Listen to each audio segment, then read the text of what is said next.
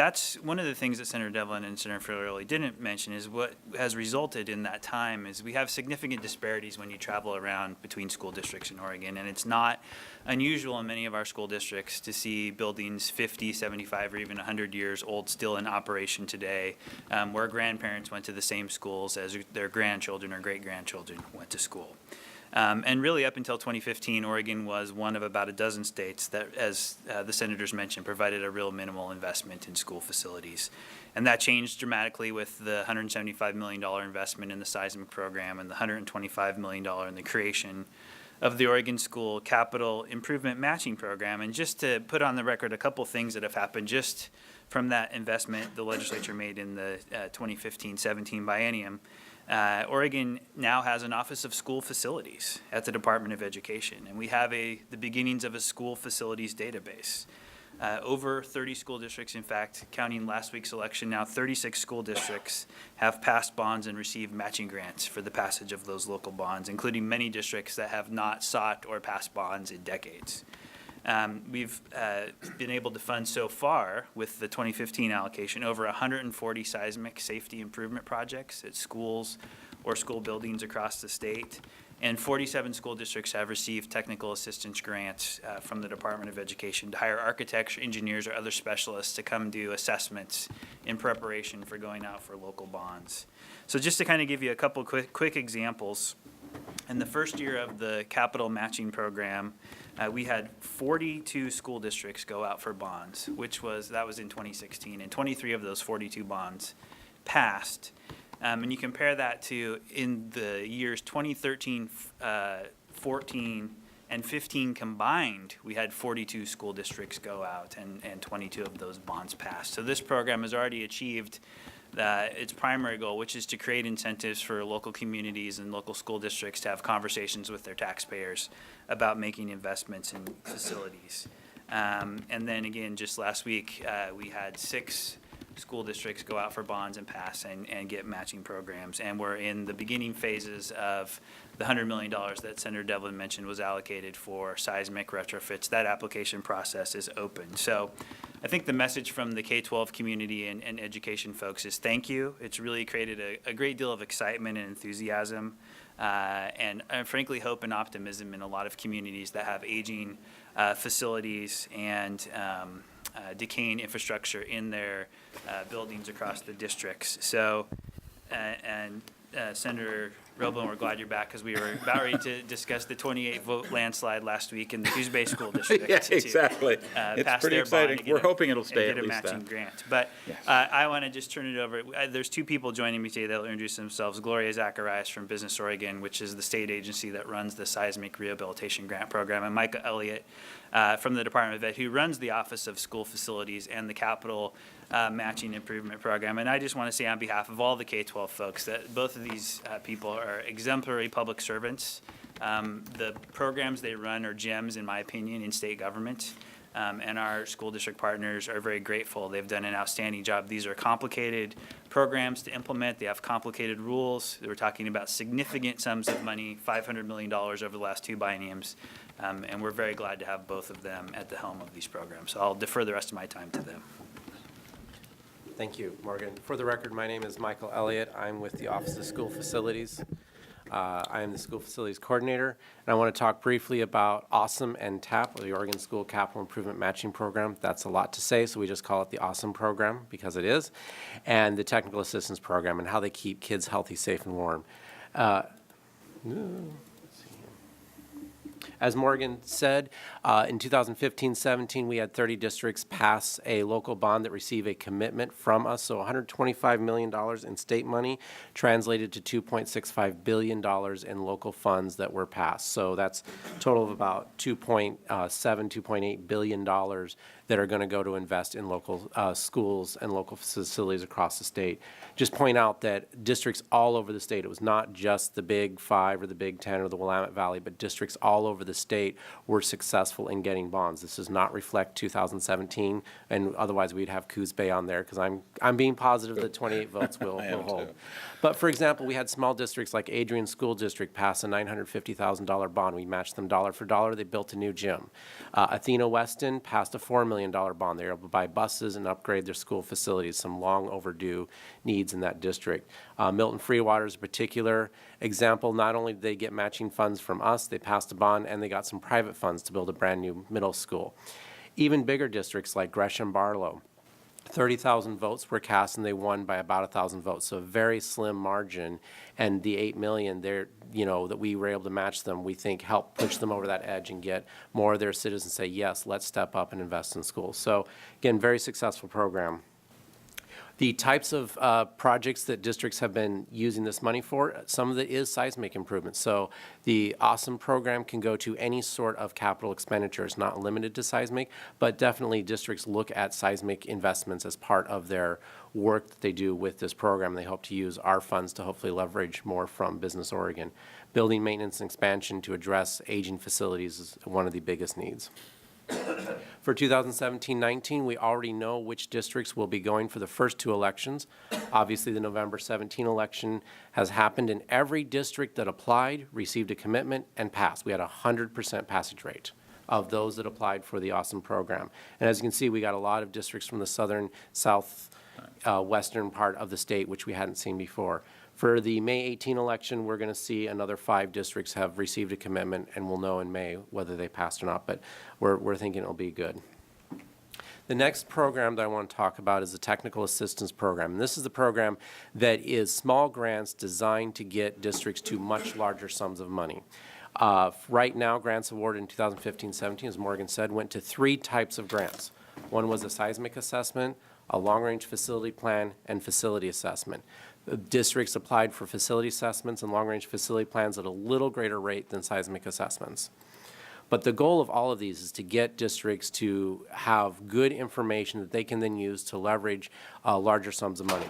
So the seismic assessment, if a district gets a seismic assessment grant and meets all of our standards, that application is qualified, can't say guaranteed, but qualified to get to the Seismic Rehabilitation Grant Program. So not only we pay them to do the assessment by a qualified engineer, and then they turn around and use that assessment as a basis for their application to the Seismic Rehab Grant Program. And we have worked very closely with Business Oregon and Gloria to ensure that our standards meet their standards, and districts are, we're being responsible with the public funds, and districts are getting value that they can use to leverage additional funds. The facilities assessments and long-range facility plans, those are now required to access the AWESOME program, those $4 to $8 million grants. And this helps districts be a little bit more thoughtful, a little bit more robust in their community conversations, and a little bit more forward-thinking about where they're going to be in 10 years so that they have a plan that they can work for and work towards when they go out to talk to their community about a bond. And that's, so again, they get money from that to access the larger sums of money later on. In 2017, I'm going to briefly talk about something not seismic related. The legislature passed Senate Bill 1062, which is the Healthy and Safe Schools Plan, and that created another assessment. So in the future, we'll have 4 types of assessments for the Technical Assistance Program. The goals are still the same, accessing larger money or fulfilling a larger responsibility. So facilities assessment, long-range facility plans, those will work directly hand in hand with the AWESOME program. Seismic assessments continue to work with the Seismic Rehabilitation Program. And then environmental assessments will help districts address their Healthy and Safe Schools Plan. These are more environmental hazards such as lead in the water, lead paint, radon, that sort of thing. It's not necessarily catastrophic or cataclysmic events. And now I'd like to turn it over to Gloria, and I've just been really thrilled to work closely with her. We've aligned well. We've been able to just make sure that districts are getting the same answer across the state to ensure that we're maximizing the use of public funds to ensure that Miller students are kept healthy, safe, and warm. Thank you. Chair Roblin, Vice Chair Lithicum, my name is Gloria Zacharias, and I am with Business Oregon, and I am the coordinator of the Seismic Rehabilitation Grant Program. And I would like to thank the Department of Education, and I would also like to thank you for thinking ahead and funding those assessment grants. They have been huge in the number of smaller districts, especially that have been able to access the Seismic Rehabilitation Grant Program. because those assessments are first. They're done first as part of the application process to apply for a grant to seismically rehab the buildings. So a lot of times those smaller districts just didn't have the funds to spare to do those assessments. And working with Michael and his group at the facilities office has been great. Like Michael said, we've aligned our programs so that the assessment that they pay for is qualifies people to apply for the seismic rehab grant. And that has worked beautifully. And I was telling Michael just today that I received another inquiry about where do we go for those technical assistance grants? And I was able to direct him to their website and to Michael's group. And that's worked very well. And I have heard many, many districts say that they would never have been able to apply for the seismic grant without those. So I'd like to thank you for that. The Seismic Rehabilitation Grant Program came to Business Oregon in January of 2014, and the total amount of funding that has been awarded to date is $208,846,957 to school projects. That includes the $18 million, a little over $18 million that was awarded by OEM beginning in 2011. So that includes all of them. It's gone to 26 counties and 71 different school districts. That doesn't mean that there aren't some school districts that have received more than one, but there are 71 different school districts that have received a seismic rehabilitation grant. The rules were recently changed to increase the maximum grant amount from 1.5, which had been in effect since the beginning of the program, to now 2.5. And we also changed the rule to require the shelter projects, the gymnasiums, the cafeterias, the auditoriums, those buildings that are likely to be used as a shelter after an event to be rehabilitated to the immediate occupancy standards. Classrooms, et cetera, are generally rehabbed to life safety standards, which means that anyone inside the building can get out safely, but the building may or may not be able to be used after an event. A lot of times it isn't that much more, and it's very cost effective to build it to immediate, or to rehab it to immediate occupancy. So the committee, there's a 20-person advisory committee who makes these decisions. The committee recommended that we change our rules to require those shelter projects. I grew up in Joseph, and I happen to know that that high school is the biggest building, that gymnasium is the biggest building in town, and we used it for everything as we did the cafeteria, auditorium. It was the same room. So those types of buildings, we believe, should be rehabbed to immediate occupancy. So starting with this round, which we have an open round of applications right now, it's open until January 31st, and we will be awarding the first $25 million. The bonds that were awarded to the program have been separated into two sales, one in 2018 and one in 2019. So the first $25 million is for schools for 2018, and that's what we're accepting applications for now through January 31st. I'm happy to give you any other information you'd like. So if you have any questions, I'm happy to answer those. Okay. Any questions for these people? I just want to say thank you for managing this program well. I only hear good things from the districts that I've worked with. I'm sure that's in other places. And we have needed to do this. Without your help, it wouldn't have happened, because we've tried this in the past and people haven't applied because it was just, I think, too complex. And as you said, many of the small districts didn't have the capacity to get the work done they needed to get done to get the next grant. So thank you very much for that.